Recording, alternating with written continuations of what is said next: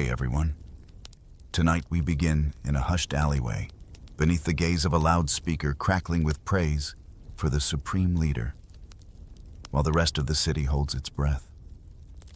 You've heard stories of defectors slipping across frozen rivers, of famine, of silence. But the real North Korea, it's not just isolation. It's a blueprint of fear etched into every streetlight, every schoolbook, every whispered glance. This isn't just another reclusive regime. It's loyalty measured in bloodlines, faith punished with labor, and obedience carved into the bones of children too young to understand the anthem they're forced to sing.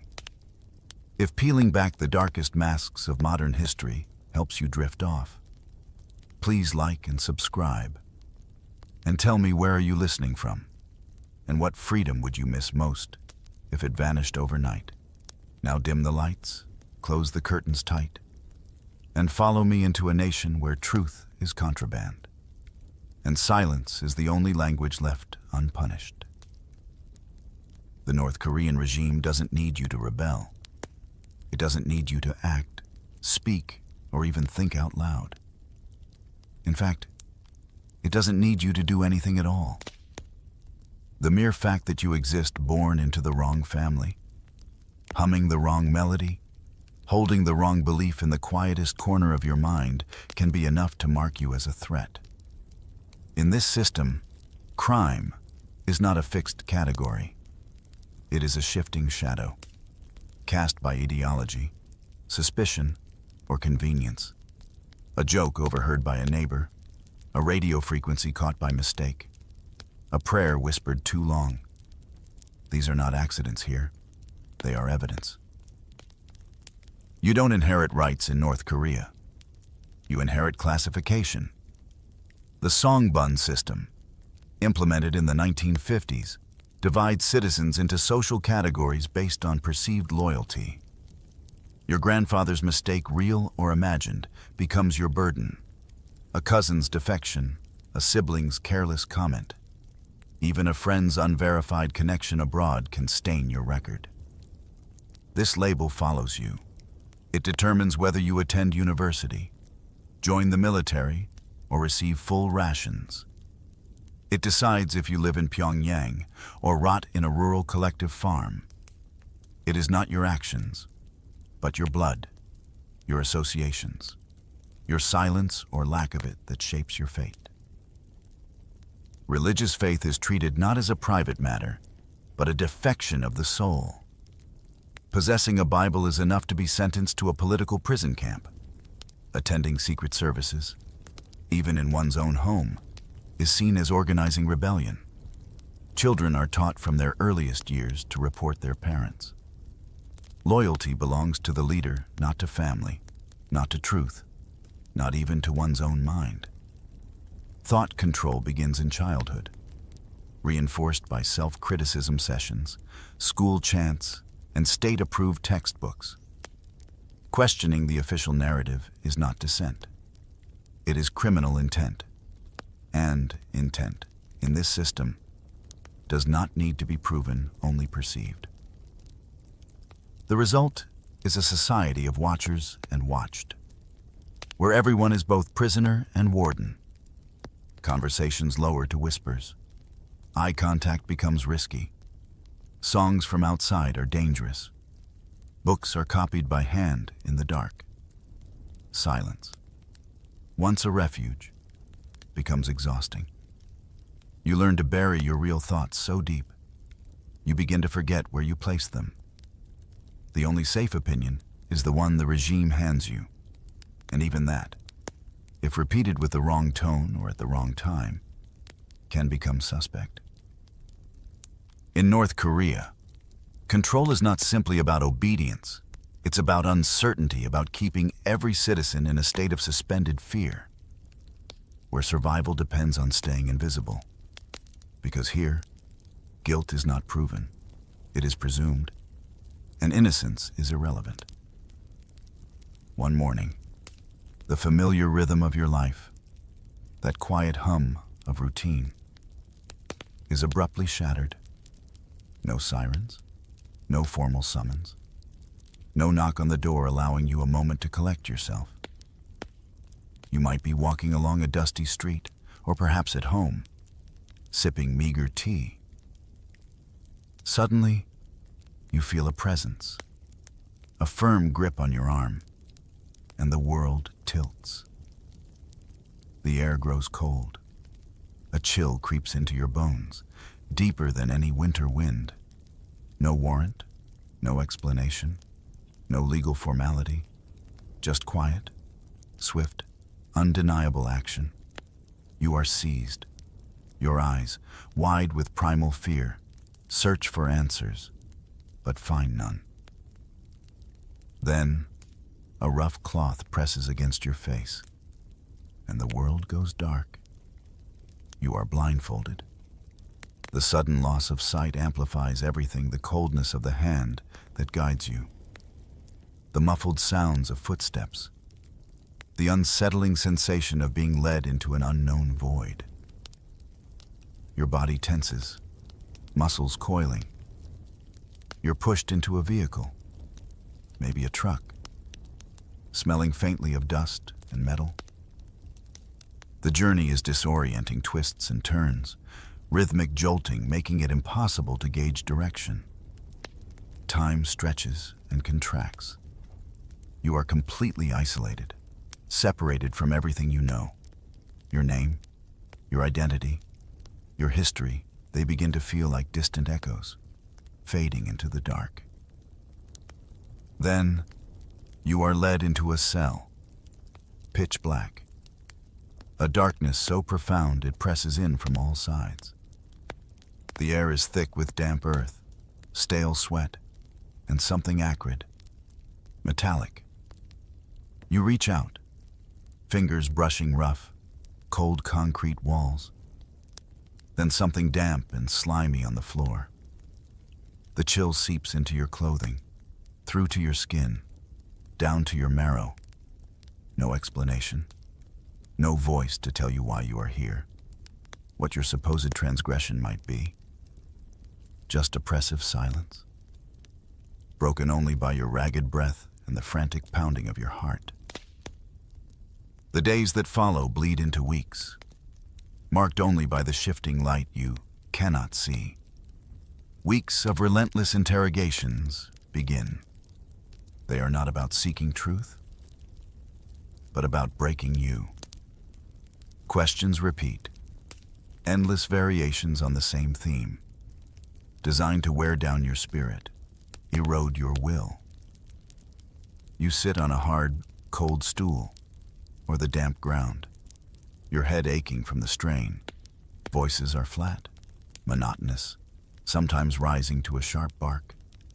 Your mind, once a sanctuary of private thoughts, is now a battlefield, relentlessly probed. Physical torture, too, becomes a quiet, constant threat. Sometimes an agonizing reality. It's a tool not of punishment, but of persuasion. You learn the precise ache of your joints, the throb behind your eyes, the constant tremor in your hands. Sleep offers little respite, haunted by the echoes of your waking torment. Eventually, confessions are extracted, not through clarity, but through the crushing weight of coercion, a desperate longing for the pain to cease, for the ceaseless questioning to end. You would say anything, promise anything, for a moment of peace. For many, this ordeal culminates in a show trial, a grotesque parody of justice where the verdict is predetermined, the outcome already sealed. You stand before figures in dark robes, their faces obscured, their voices echoing with pronouncements bearing no resemblance to fairness or truth. For countless others, there is no trial at all, not even a fabricated one. They simply vanish, swallowed by the vast, silent machinery of the state. They become a blank space in the fabric of existence, a name whispered once, then lost to the wind. The journey to the courthouse is not one of hope, but of chilling certainty. You are led through dim corridors, air thick with dampness, faint scent of old wood. Outside sounds are muffled, distant. This isn't a grand hall of justice, but a stark, utilitarian room. Light is dim, casting unsettling shadows, the air heavy with suppression.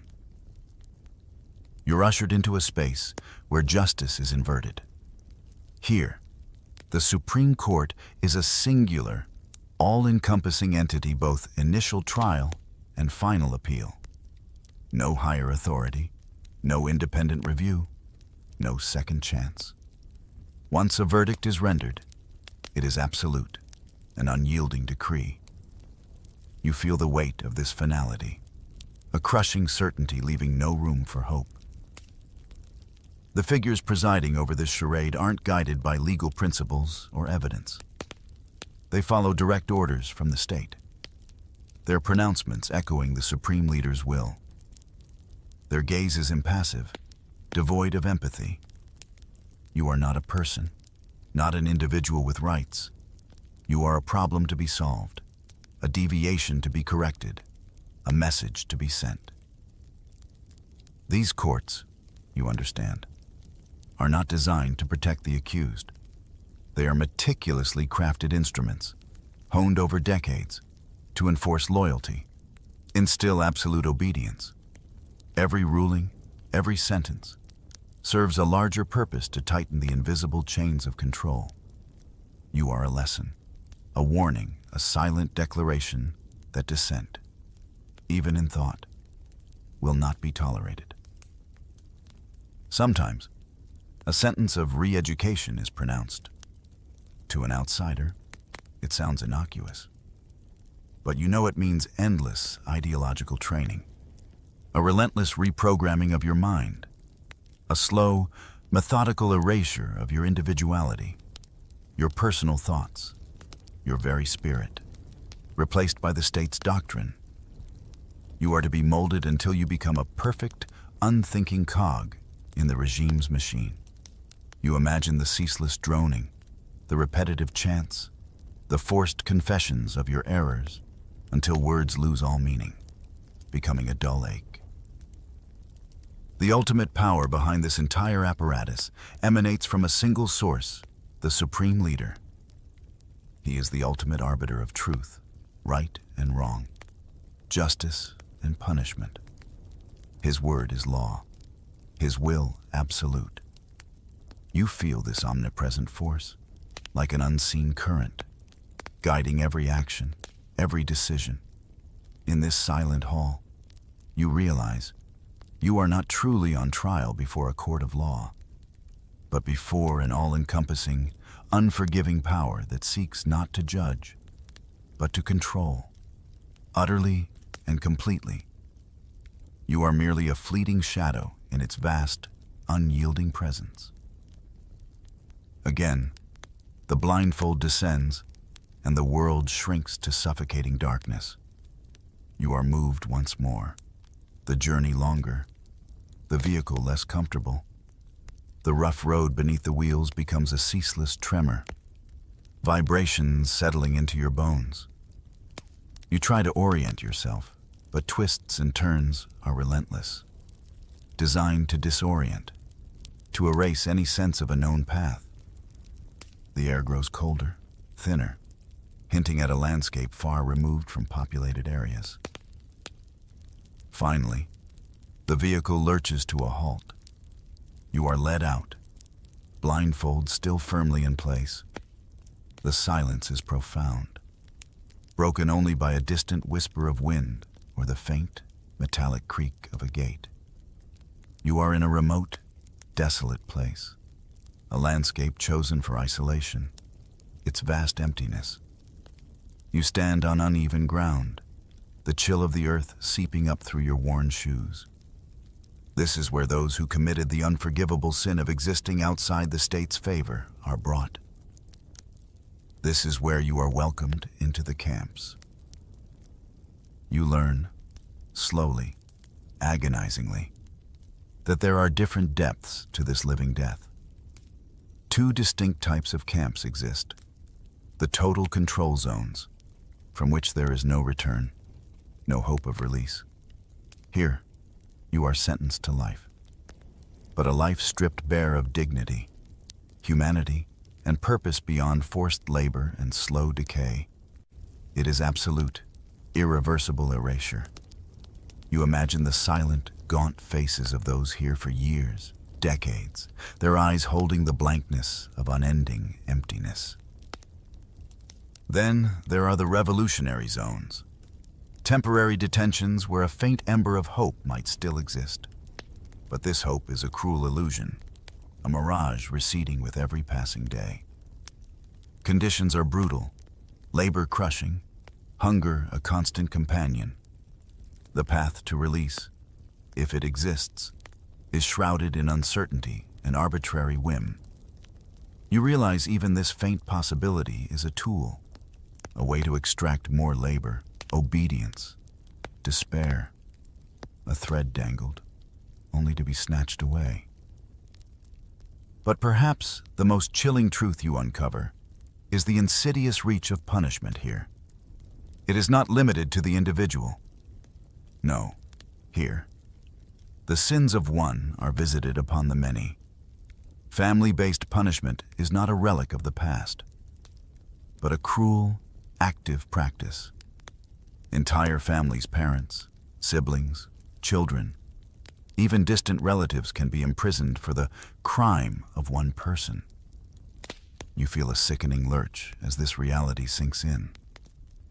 Your heart aches with the knowledge that your own presence here might mean the silent suffering of those you hold dear. Their lives shattered, futures stolen, simply because they shared your blood, your name. You picture the quiet agony of parents separated from their children, or children forced to endure the unspeakable because of a grandparent's perceived error. It is a system designed to atomize, to break fundamental human bonds, ensuring every individual lives not just for themselves, but for the collective fear, their every action dictated by the potential devastation it could bring upon their loved ones. As the gates clang shut behind you, a sound echoing with dreadful finality, you realize you have entered a world where the very definition of family and its sacred bonds has been weaponized against you.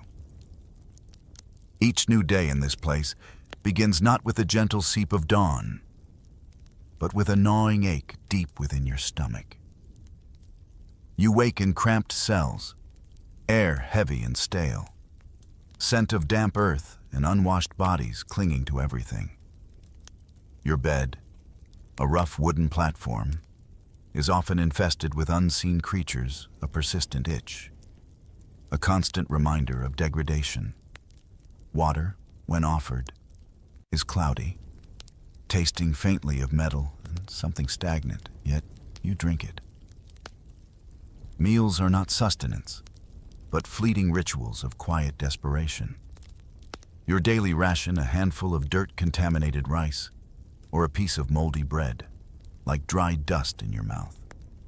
Once a week, a single boiled egg might appear a rare, almost luxurious protein, offering momentary satiation before hunger returns, fiercer than before.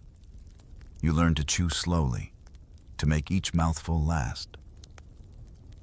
Your body, once strong, begins its slow, relentless transformation.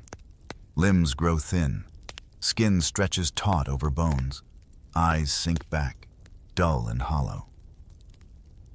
Then comes the labor, back-breaking, relentless, a physical torment consuming your waking hours. Sent to frozen fields, ground hard as stone, your breath misting in frigid air. Little to no tools, often forced to work with bare hands, scratching at unforgiving earth, lifting heavy stones. Fingers crack and bleed, muscles scream, but you push on. Knowing to stop is to invite a guard's boot or the sting of a whip. The monotony is as exhausting as the physical demands. Malnutrition is not a temporary affliction. It is a pervasive, ever-present state. You see it in the gaunt faces around you, the listless eyes, the slow, shuffling gait of fellow prisoners. Your own body, once vibrant, now feels like a fragile shell, on the verge of collapse. The internal struggle is a daily battle against fading light, pervasive weakness. You watch as others, weaker, simply cease to move, their bodies succumbing to relentless hunger, untreated illnesses that spread like wildfire. Medical care is a cruel joke, an almost non-existent concept. A cough racks your chest, a fever burns, a wound festers. But there is no medicine, no skilled hand to offer healing. You fight alone. Statistics speak the stark reality: up to 40% of prisoners here die. Not from direct violence, but from the slow, agonizing grip of starvation or untreated illness. You witness this quiet exodus daily, the silent removal of bodies, leaving behind an empty space, a chilling reminder of your own precarious existence. Each day, you feel a little less alive, a subtle erosion of spirit, of body, as if you are slowly, quietly dying. In this desolate landscape, pain is not merely a consequence. It is a meticulously crafted language, a systemic tool for control and a chilling form of communication. You learn its alphabet through the cries echoing in the dim light of dawn, through the silent tremors of fear rippling through lines of prisoners. Common torture methods are not random acts of cruelty, but precise, calculated inflictions designed to break the spirit, ensure absolute submission. You hear whispers of pigeon torture, arms tied tightly behind the back, then hoisted, suspending the victim from above. The body hangs, contorted, joints screaming, muscles tearing under impossible strain. Then, the rhythmic thud of blows, landing with sickening finality. You hear gasps, choked cries, and avert your gaze, wishing your ears too could close. The memory of that contorted shape, the sound of suffering, imprints itself, a constant reminder of how far the human body can be pushed. Sometimes, punishment is a cell so small, so impossibly cramped, you can neither fully stand nor truly lie down, forced into a constant crouch, muscles burning, limbs aching with unbearable pressure. Time stretches, endless hours confined in this living coffin. Darkness presses in, amplifying claustrophobia, raw despair. Every muscle screams, every breath labored, your mind fraying, desperate for any space. Random beatings are common, for the slightest infraction, often for no discernible reason. A gaze held too long, a slow response, a body faltering from exhaustion. Blows come suddenly, sharply, without warning, leaving a dull ache, a bruised landscape of pain. You learn to anticipate the swing of a baton, the crack of a whip, to brace yourself. But perhaps the most chilling spectacle is the routine of public executions. They are not hidden. They are a carefully orchestrated theater, a brutal lesson delivered to all who watch. You are forced to witness them, standing in lines, eyes fixed on the grim tableau. You see the hanging, the swift, terrible fall. You hear the sharp crack of rifle fire, its finality echoing. Sometimes, even the ancient, visceral act of beheading is performed, a horrifying tableau designed to instill primal terror. These are not merely deaths. They are messages, etched in blood and fear, a stark warning to anyone harboring thoughts of defiance. The cruelty intensifies as you are forced to participate. If an escapee is captured before their execution, you and your fellow prisoners are compelled to pick up stones, to throw them at the condemned figure. Your hands tremble, heart pounds, but you must obey. Each stone thrown is a piece of your humanity chipped away, forced complicity in an act of barbarism. Even children, you realize with sickening dread, are not spared from witnessing these horrors. Their young eyes are forced to absorb images that will forever scar their developing minds. Death, in this place, is not just an end. It is a performance, a relentless deterrent, a chilling message delivered through the ultimate form of terror, ensuring fear runs deep, binding everyone to their assigned place. As you endure the camp's horrors, you observe those who hold the keys, the guards. You see their uniforms, impassive faces, hands that deliver meager rations and crushing blows. But hidden beneath their rigid exterior is an unseen battle, the subtle chains binding them too. Former defected guards describe a chilling process of ideological brainwashing. From their earliest service, they were systematically trained to view prisoners not as fellow human beings, but as subhuman monsters. You are not a person who made a mistake or dared to think a forbidden thought. You are a traitor, a pest, an enemy of the state, devoid of worth. This indoctrination, a slow, corrosive poison, seeped into their being, shaping their thoughts, actions. It was complete dehumanization, stripping away empathy, connection, shared humanity. You were simply a category, a problem to be managed, controlled, discarded. They were taught that the suffering they inflicted was not cruelty, but justice. Starvation, torture, forced labor, all necessary to cleanse society, protect ideology. In this distorted reality, compassion became weakness, mercy a betrayal.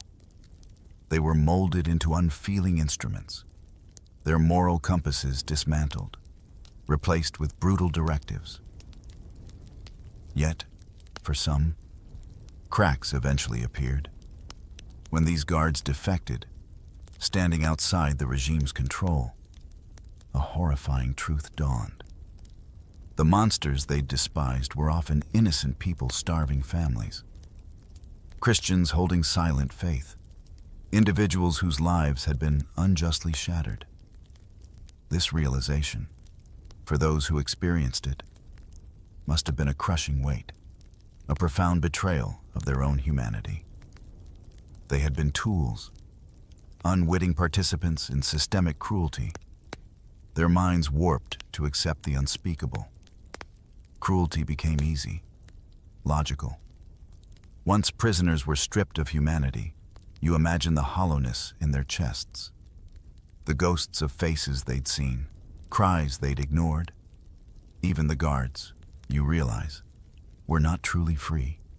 They were prisoners of a different kind. Their minds shackled by an ideology that demanded the sacrifice of their own souls.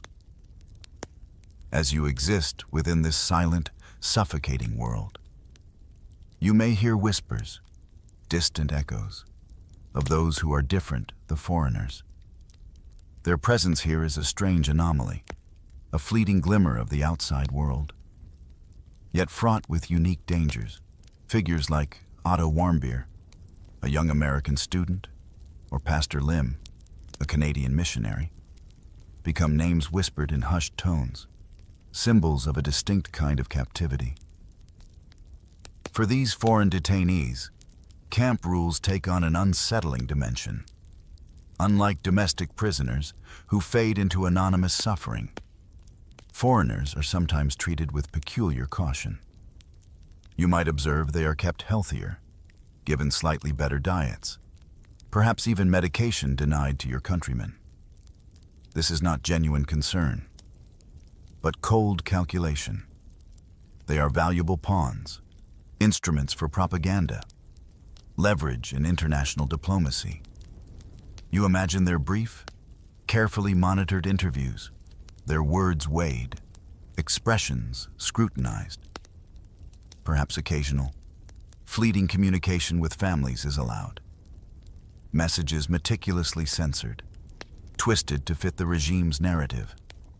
These small allowances, seemingly humane, are merely a veneer, a thin facade, projecting an image of a benevolent state, while true horrors remain hidden. But beneath this illusion, the chilling reality persists. Torture and death, though perhaps less frequent than for domestic prisoners, remain ever-present shadows. The case of Otto Warmbier stands as a stark, horrifying testament. Released in a coma, he died days after arriving in U.S.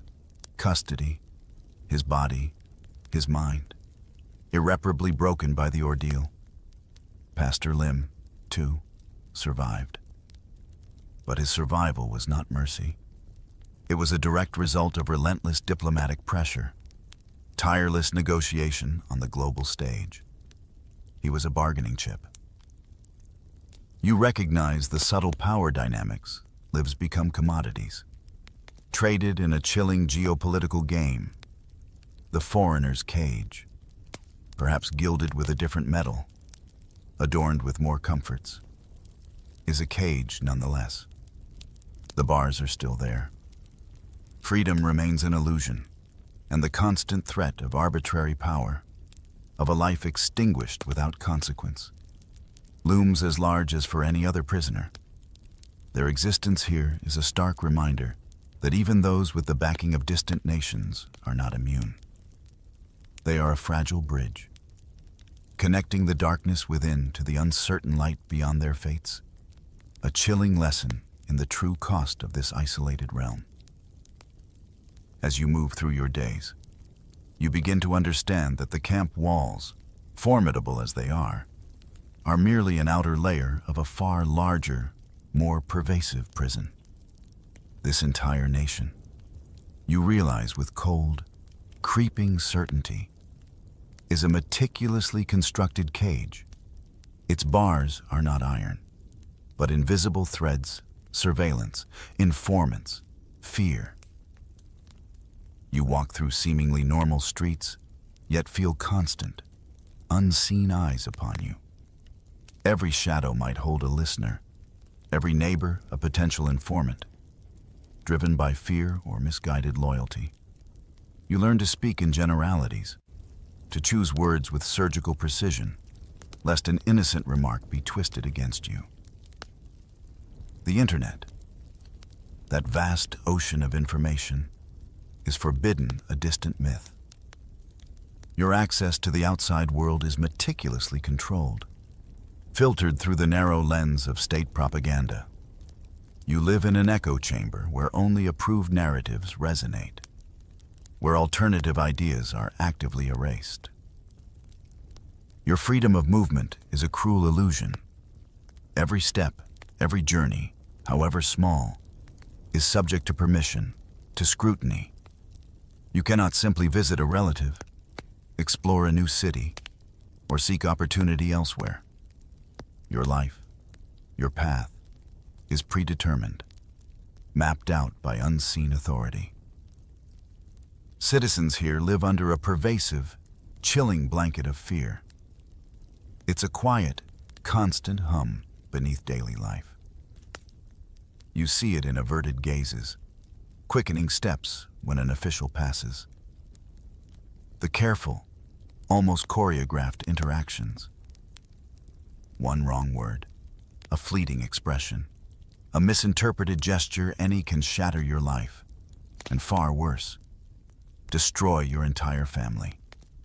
The weight of this responsibility, this constant vigilance, is an oppressive burden. You live not just for yourself, but for the collective survival of loved ones. Knowing your actions, however small, can bring unimaginable devastation.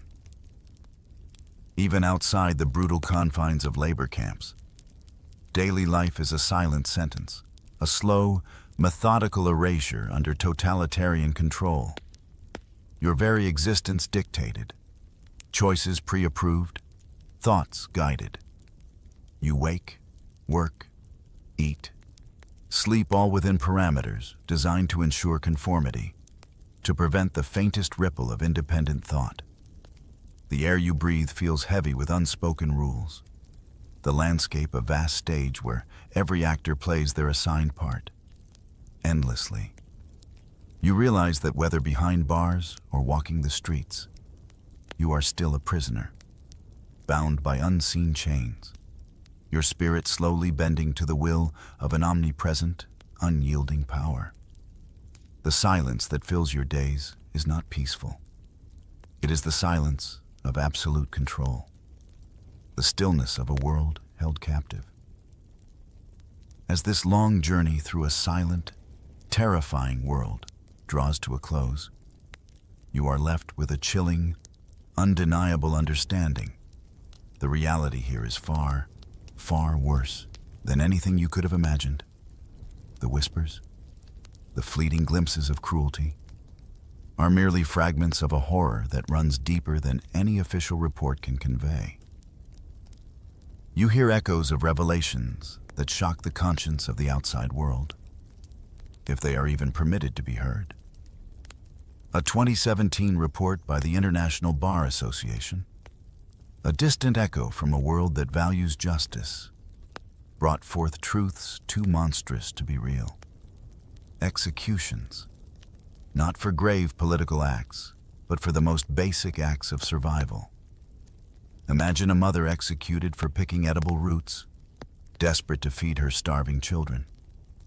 Or a man shot for stealing a handful of food, his hunger outweighing his fear. These are not isolated incidents. They are grim realities of a system that values control above human life.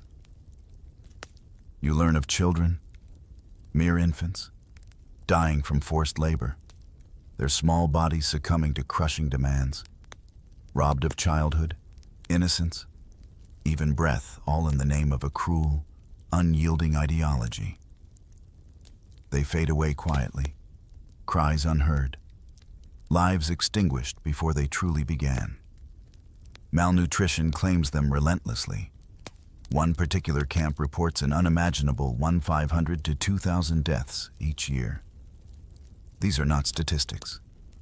They are individual human beings, each with a story, a family, a flicker of hope systematically crushed. You picture the endless procession of hollowed faces, the quiet, imperceptible fading of life, day after day. The chilling truth is perhaps best articulated by Judge Thomas Bjorgenthal, a survivor of Auschwitz. His words resonate with profound, terrifying authority. Conditions in North Korea's camps are as bad or worse than Nazi concentration camps. Let that sink in. A system, existing in the present, that rivals one of the darkest chapters in human history. A testament to the absolute, unyielding grip of a regime that has perfected human degradation. In this silent, isolated nation, there is no true justice, no mercy.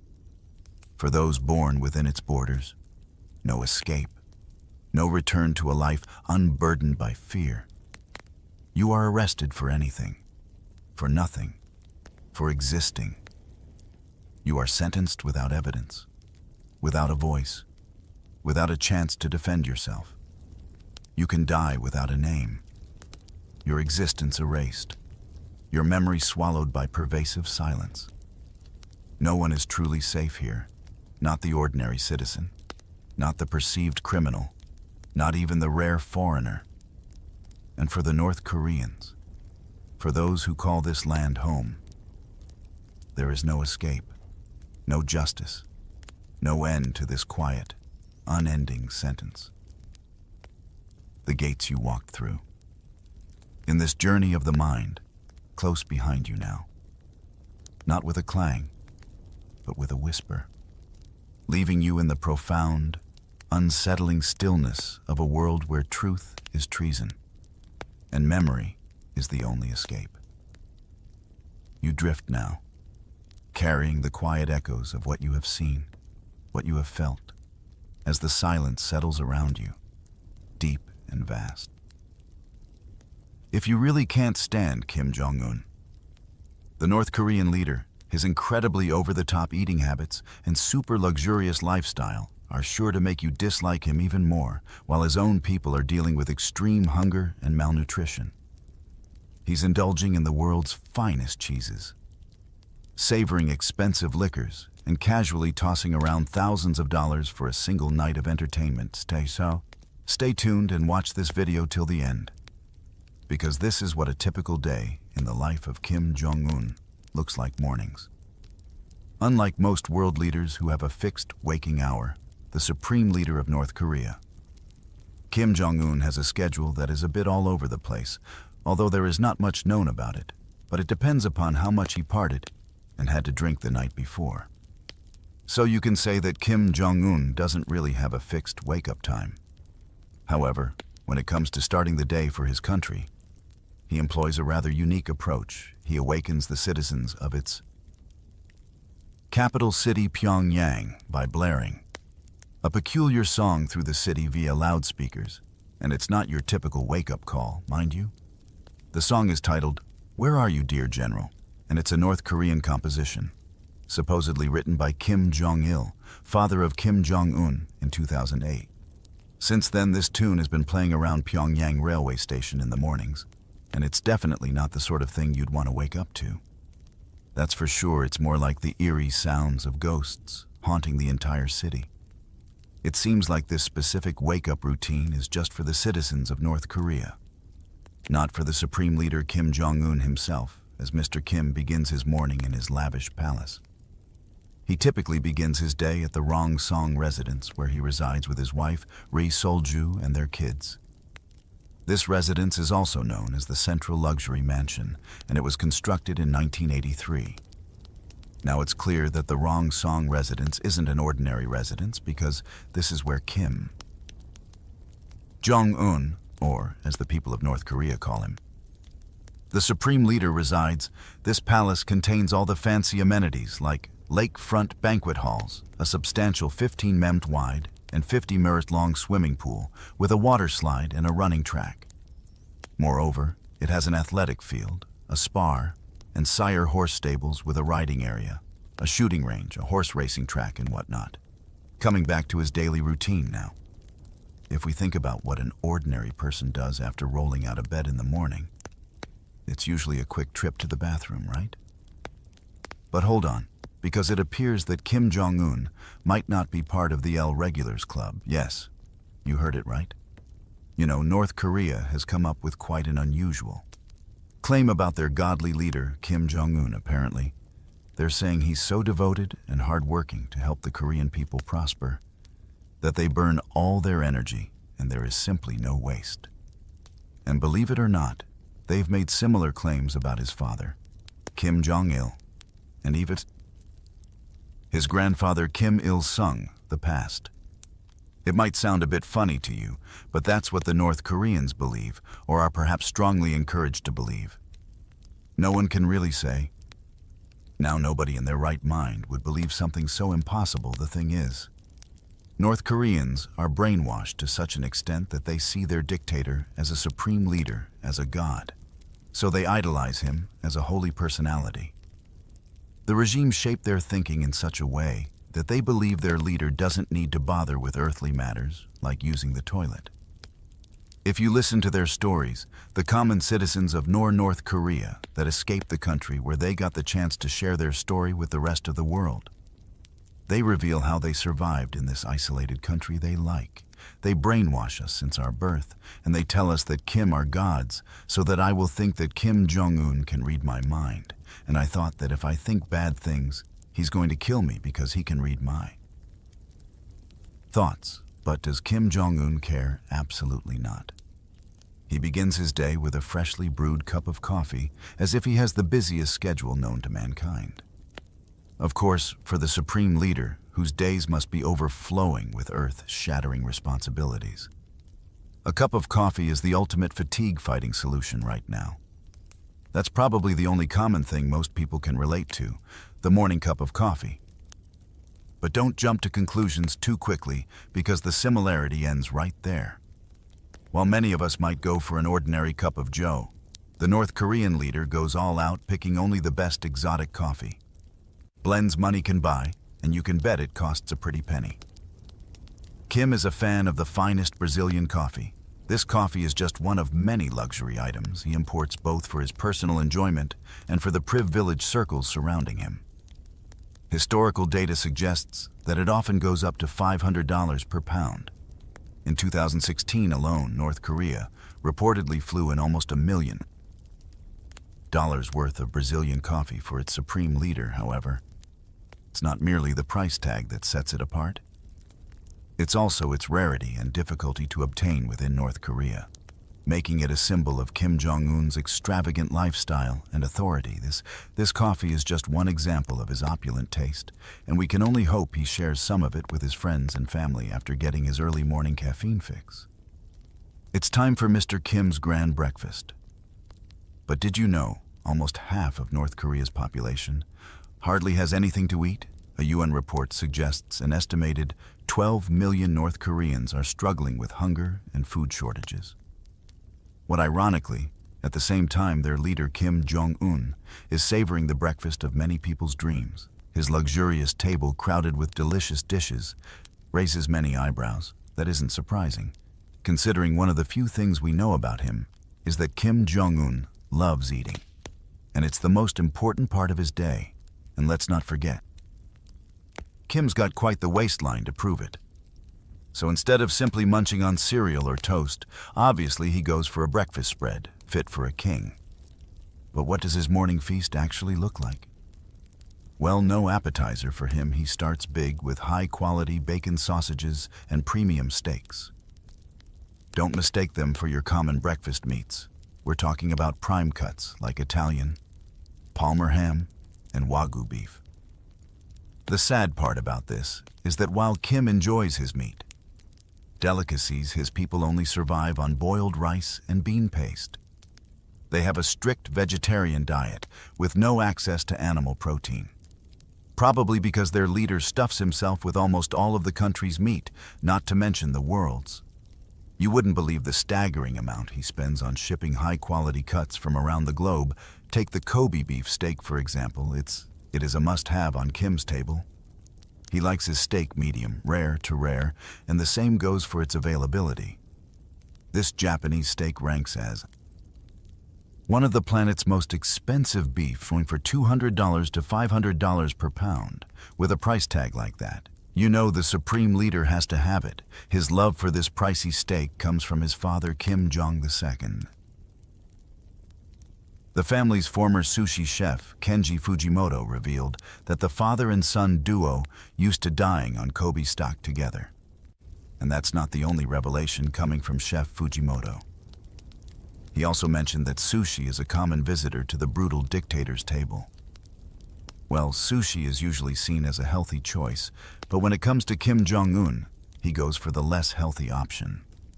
Without a second thought, the North Korean leader opts for sushi made with toro, the tuna's fatty part. No wonder he weighs 300, but we can't put all the blame on sushi.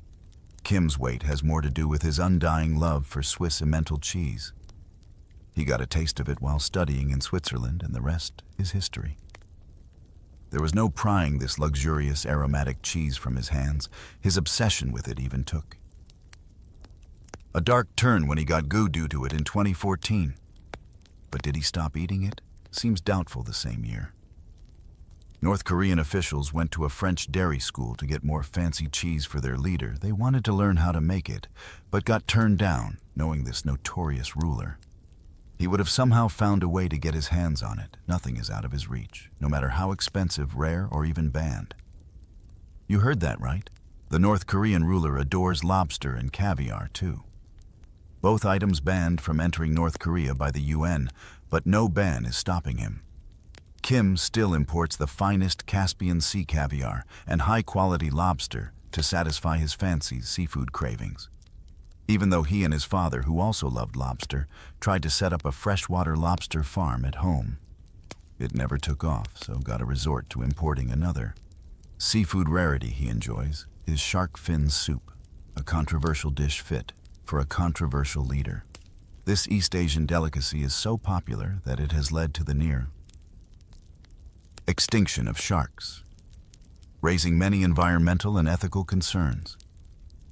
But if Kim isn't worried about nuclear backlash, why would he worry about sharks? And if you thought drinking shark soup was nasty, wait until you hear about the Supreme Leader's favorite elite snake wine that has a dead cobra inside its bottle. Thankfully, his non-alcoholic beverage choice is somewhat tame, as you might have figured by now. He doesn't exactly follow the healthiest diet, so you can bet that exercise is not a part of his morning routine. He even has a team of high-class scientists who have the sole mission of prolonging his life as much as possible. It's almost as if they're trying to ensure he stays supreme leader for an eternity. As reported by the Washington Post, Kim Jong-un has been receiving medical treatment from a team of Russian doctors who visit him regularly to assess his health and provide injections and medications. And of course, we shouldn't forget about his personal chef who whips up lavish meals, including ingredients like blueberries, black garlic, and jinang, all thought to work wonders against the aging process. Now that's what we call living the high life, isn't it? Daily activities, once Mr. Kim is stuffed enough to get started for the day. He steps out of his impressive mansion and pays visits to factories, construction sites, farms, and markets. This elaborate routine serves as part of a propaganda campaign designed to make the people of North Korea believe that Kim genuinely cares about their welfare. However, his public persona is far from his true self. But before Kim makes a public appearance, he goes through an elaborate process to project the image of a king. After all, he does hold the title of Supreme Leader, doesn't he? And don't even ask about Mr. Kim's style. He's very particular about what he wears and how he styles his hair. Typically, he's seen in a dark suit and tie, or sometimes a mouse-style jacket. Reminiscent of his grandfather's attire, his haircut is also quite unique, featuring shaved sides and a longer top that gives the illusion of greater height. However, no one in North Korea dares to sport that particular haircut. Kim Jong-un has approved specific hairstyles for North Korean citizens. He's so particular about it that he even broadcasts TV shows to teach people how to cut their hair in a manner that aligns with the socialist lifestyle. There are only 28 state-approved hairstyles, 18 for women and 10 for men. Interestingly, none of the approved hairstyles resemble the one worn by the Supreme Leader Kim Jong-un because he wants to be the only one rocking that hair, dude. Some might describe it as resembling a mushroom, a mop, or even a pineapple. But they better keep their opinions to themselves because Kim doesn't take kindly to criticism, and why should he after all? Kim Jong-un is the Supreme Leader of North Korea, and who needs logic and reason when you have the wisdom of a Supreme Leader, right? He believes he can establish any rules in his country, no matter how odd or nonsensical they may seem. Anyone in North Korea, or even the entire world, thinks 1,000 times before criticizing Kim's regime. When it comes to his hobbies and personal interests, Kim Jong-un is known for his passion for basketball, particularly the NBA National Basketball Association. He developed an interest in the sport during his time studying in Switzerland, where he reportedly became a fan of the Chicago Bulls. His fascination with basketball led him to develop a somewhat unconventional friendship with former NBA player Dennis Rodman. What's even more surprising is that Kim called him his friend for life. It is important to note that the relationship between the U.S. and North Korea has always been complicated. They have had periods of tension and conflict, often related to North Korea's nuclear weapons program and missile test. However, the only thing which connects North Korea and the United States is Dennis Rodman. America has just witnessed a truly strange encounter. Who became the first American to meet with the new leader of North Korea, the wild child of basketball. Dennis Rodman first visited North Korea in 2013, and it was during this visit that he met Kim Jong-un. The two struck up an unusual friendship centered around their shared love for basketball. Despite the controversy surrounding Rodman's visits and the political tensions between North Korea and the U.S., he maintained that his friendship with Kim Jong-un was primarily about basketball and not politics. But Rodman had already tweeted this to the world from North Korea. "I'm not a politician. Kim Jong-un and North Korean people are basketball fans. I love everyone." His tweet did not note that use of Twitter is forbidden to citizens of the country he had just come to love in public appearances. Kim is hardly ever spotted without one of his numerous high-end watches gracing his wrist. According to the Telegraph newspaper, his personal collection is valued at more than a staggering $8. $2 million. Can you believe it? Furthermore, he never leaves home without his trusty binoculars. You know, just in case he spots a surprise rocket launch while strolling through the park. Got to stay vigilant, right? But how does Kim travel from one place to another? You might think that he would have some difficulty getting luxury cars in North Korea, since they are banned from export by international sanctions. But Kim doesn't let that stop him. He's got quite the car collection, including an Audi R8 worth $162,000, a Range Rover, that sets him back a cool $100K, and even an armored Rolls-Royce Phantom. That's north of $500,000, but you know what? His absolute favorite is that Mercedes Maybach limousine when he wants to make an entrance. He rolls up in that Mercedes-Benz limo, which costs a hefty $6 million. Not just that, he's got a bunch of other fancy sports cars and race cars in his garage, totaling over 100 luxury vehicles. Just to give you an idea, he once drove his $500K Rolls-Royce Phantom to meet with Mike Pompeo, the former CIA director. But that's not even the end. Kim Jong-un also spends lavishly on other things that most North Koreans can only dream of. Take, for instance, Kim's 95-feet luxury yacht. Most people can only dream of owning a yacht, but Kim Jong-un is a proud owner of the 95 M1 My Princess, and don't even dare to think that it's just any yacht. This impressive yacht is estimated to be worth an estimated $7 million and is used for official state visits and leisure trips. It is owned by the French multinational conglomerate Louis Vuitton Mo Hennessy, known as LVMH, renowned for luxury brands like Louis Vuitton and Christian Dior. It is a British motor vessel equipped with 3 spacious decks, a kitchen, a sizable salon, a gourmet area, and a dining section for up to 10 people. It also has a stateroom, a full kitchen, and 4 luxurious bedrooms. It can comfortably accommodate up to 8 people in its cabins, each with its own private bathroom. Dennis Rodman once had the opportunity to describe the interior of Kim's luxury yacht and likened it to a blend of a ferry and a Disney-themed boat. It's definitely like a floating luxury resort for the one and only super supreme leader. Now don't think for a second that this is Kim's only yacht. Interestingly, satellite images reveal that, apart from his personal compound, there's another yacht in the docks measuring around 100 feet in length. An article by NK News even suggested that Kim Jong-un possesses a fleet of jet skis, a water slide equipped boat, and a 60m long leisure boat. It's almost as if he's trying to keep up with the Kardashians. Kim Kardashian might have her reality show, but Kim Jong-un has his own version of keeping up with the yachts of the dictatorship by now. It's pretty clear that the North Korean dictator likes to live in style and comfort, all while his people face extreme poverty and hunger. The cost of his watch collection alone could provide 3 meals for half the country. But Kim gives zero care about them. How cruel is that? Sadly, about 24% of the annual budget of DPRK is spent on the people that ensure he will stay in power. The military, and another 30% is spent entirely on him and his inner circle still. Kim needs to keep up this charade, and he does it splendidly. He smiles, takes group pictures, and waves to the cheering crowds, who view him as their supreme leader, however. Kim also knows that he's not so loved by everyone.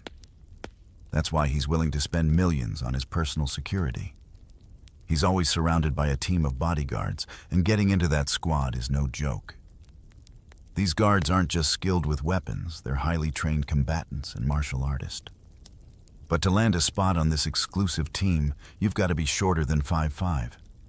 You know, Kim doesn't like being small, so he makes sure no one on his security detail stands taller than him. Additionally, Kim lives in a heavily guarded house that has tall walls, tight security checks, and surveillance cameras. He also uses encrypted communication to keep his conversations secret and relies on a small group of loyal advisors who support him. This extensive security plan is what protects him throughout the day. The North Korean leader travels on 3 identical planes to confuse potential threats and reduce the risk of being shot down. He frequently changes his flight plans at the last minute and employs decoy vehicles on the ground. He's always on the lookout for any signs of danger, and of course, why wouldn't someone who can orchestrate his own brother's assassination be concerned about his personal security? Yes, you heard it right. In order to maintain a firm grip on his power in North Korea, Kim Jong-un ordered the assassination of his half-brother, whom he saw as a potential rival and a threat to his rule. People are not aware that Kim Jong-un had a half-brother as well. His name was Kim Jong-nam. Kim Jong-nam was once the heir apparent to the North Korean leadership, but he fell out of favor with his father Kim Jong-il after being caught trying to enter Japan with a fake passport in 2001 on the 13th of February 2017. Kim Jong-un was at the Kuala Lumpur Internal Airport in Malaysia, waiting to board a flight to Mao as he walked past a column. A woman approached him and wiped an oily substance on his face. Moments later, another woman came from behind and covered his eyes with her hands. She then slid them down over his mouth, quickly apologized, and walked away. The substance that was smeared on Kim Jong-nam's face was VX nerve agent, one of the most deadly chemical weapons in the world. It causes paralysis, convulsions, and death by suffocation. Kim Jong-un died within 20 minutes of the attack before he could reach a hospital. The assassination was caught on CCTV cameras and sparked an international outcry. It is believed that the mastermind behind this attack was none other than his own brother, Kim Jong-un. But why did he do that well? People say that Kim Jong-un feared that his brother could challenge his authority or undermine his image as the sole leader of North Korea. And it seems clear that he succeeded in his plans. The assassination of Kim Jong-nam showed how far Kim Jong-un is willing to go to eliminate enemies furthermore.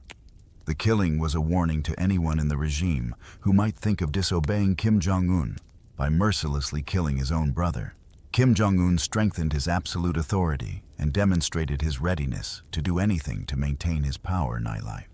Now you might think that after a long day of earth-shattering responsibilities and leadership duties, Kim would want to kick back and spend some quality time with his lovely wife and kids. Well, you might be wrong here, because the reality is quite the opposite.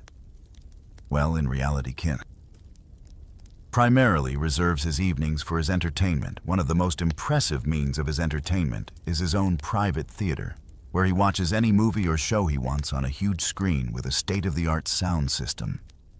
Kim often invites his close friends, family members, and loyal officials to join him in watching his favorite movies and shows. According to the reports, Kim likes to watch Hollywood blockbusters, Disney cartoons, James Bond films, action movies starring Jean-Claude Van Damme and Arnold Schwarzenegger, musicals such as The Sound of Music and Les Miserables, and documentaries about animals and nature. He also likes to watch foreign TV channels such as CNN and the BBC to keep up with world news. Interestingly, he sometimes watches South Korean dramas and movies as well. Despite the fact that they are strictly banned in North Korea, Kim Jong-un's private theater is not only a place for entertainment, but also for propaganda. He often uses it to show off his achievements and power to his guests. For example, in August 2023, he held a banquet at his theater to celebrate North Korea's Navy Day. He invited hundreds of sailors and officers to join him in watching a video of North Korea's latest nuclear missile test. The video showed a scale model of a nuclear missile decorated with flowers and flags on a stage in front of the screen. The guests cheered and applauded as they watch the missile launch into the sky when talking about entertainment. It's impossible to ignore Kim Jong-un's extravagant parties. He's famous for throwing lavish parties that take luxury to a whole new level. Dennis once got a chance to attend one of his parties and says he's got 50 to 60 people around him all the time. Just normal people drinking cocktails and laughing the whole time.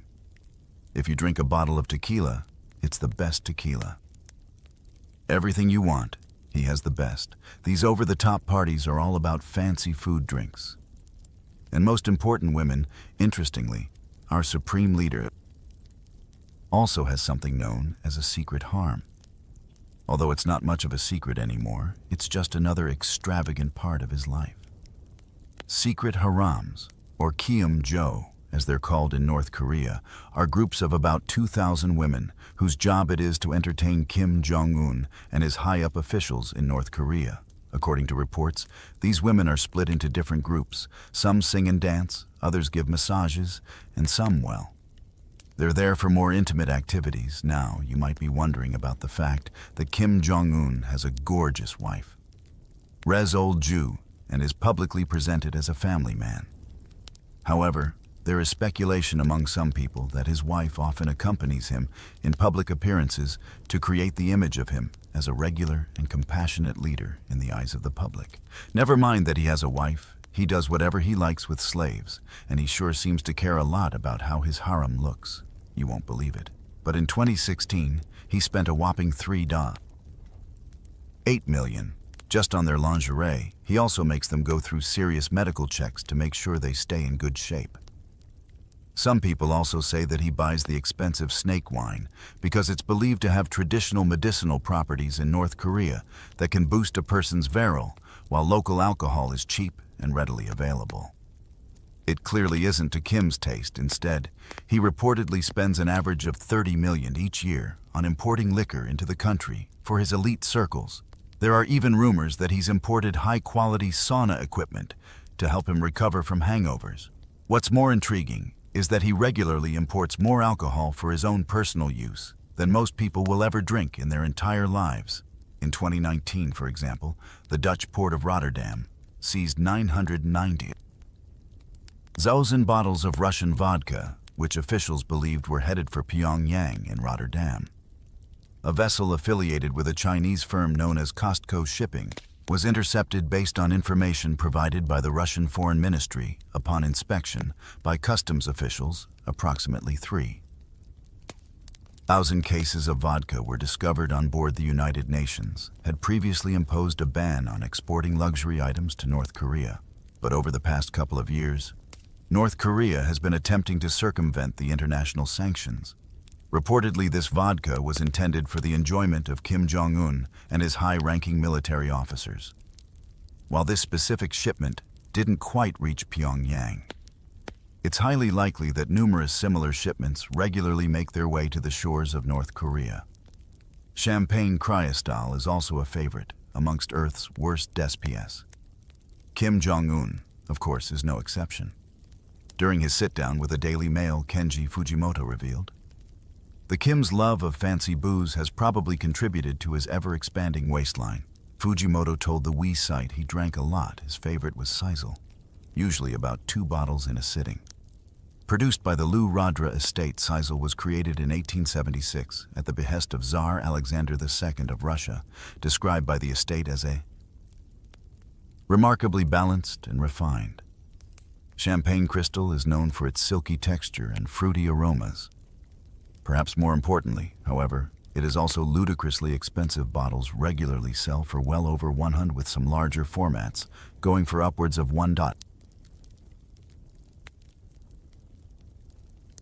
Considering the name Christiles is practically synonymous with a lavish, extravagant lifestyle, it's not surprising that Kim enjoys it so much. His favorites also include the high-priced Hennessy, a renowned French cognac brand. During Kim Jong-il's reign, it was reported that North Korea allocated roughly $1 million annually for Hennessy, which costs about 600 hereditary per bottle within North Korea. To put this into perspective, that's more money than the majority of North Koreans earn in an entire year. Kim Jong-il himself was frequently seen enjoying Hennessy at meetings, and international summits. And it's quite likely that Kim Jong-un has inherited this particular taste. It's not difficult to imagine that there might still be remnants of Kim Jong-il's Hennessy collection tucked away somewhere, although the precise quantity of Hennessy that Kim Jong-un consumes daily remains uncertain. The nation's substantial expenditure on importing it suggests they bring in thousands of bottles each year. When considering his military attaché entourage and personal acquaintances, that amounts to an impressive quantity of cognac. Kenji Fujimoto says that Kim Jong-un really likes French wine and once claimed to have drunk 10 bottles of B in a single night. But this claim comes from a guy who said Kim started driving when he was just 3 years old. So you might want to take it with a pinch of salt, though. When it comes to cost, Bordeaux wine can range from quite cheap, like a few dollars a bottle, to incredibly expensive, reaching thousands of dollars depending on the specific winery and year. But let's be honest, it's highly unlikely that Kim went for the cheap stuff now. Let's talk about that. 10 bottles in one night assertion. A typical bottle of red wine usually holds about 5 glasses. So on that memorable evening, Kim would have consumed approximately 50-50 standard seized drinks, just to put things in perspective. Even having just 5 glasses of wine every week can have significant negative health consequences and potentially shorten your lifespan. When it comes to the exact health effects of someone downing 50 glasses of wine in a single sitting, our knowledge is rather limited. This is largely because accomplishing such a feat without passing out or encountering severe health problems would be next to impossible. When you've got billions, it's not likely that you'll be found at your local store asking the cashier for cigarettes from behind the counter. And that's the case with Kim Jong-un, who splashes out on French designer cigarettes, including well-known brands like Malra and Dunhill, along with high-end snacks traditionally enjoyed with alcohol. The Yves Leon variety that he prefers sells for $44 per pack, and the accompanying leather case to carry them in costs. 160, can you believe it?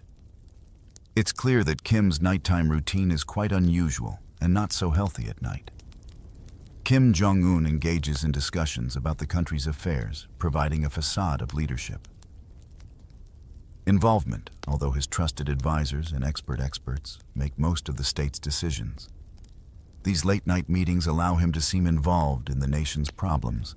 This symbolic participation allows Kim Jong-un to maintain the image of a leader who is genuinely concerned about his country's affairs. Even though the practical decision-making often rests with his advisors idly after a day filled with unsettling activities like executions and excessive eating and partying. He faces sleep problems, mainly due to a combination of factors, as we know. Kim indulges in heavy drinking, often to the point of passing out drunk. It will not be wrong to say that he can't seem to fall asleep without consuming a significant amount of alcohol beforehand. This excessive drinking might contribute to his sleep problems. His sleep schedule is also erratic, which means he stays up late into the night. One reason for this is his reported insomnia, which makes it hard for him to get a good night's sleep. Insomnia can be linked to a troubled mind or feelings of guilt, which could be relevant in his case. But it's not just his mental state that affects his sleep. Unhealthy habits, like overeating and a growing dependence on alcohol and nicotine, are also likely culprits. Kim Jong-un has a taste for expensive food and drinks, which can take a toll on his health. Additionally, some North Koreans who have managed to escape the regime claim that Kim Jong-un is deeply paranoid about being assassinated in his sleep. Given the controversial actions he's taken, like executing his own uncle and oppressing his nation, it's understandable that such paranoia could affect his psychological well-being. Anyways, that is it for today's video. What do you think is the most surprising or shocking thing about Kim Jong-un's daily life that you did not expect? Let us know in the comments below, and check out these videos on your screen for more interesting content.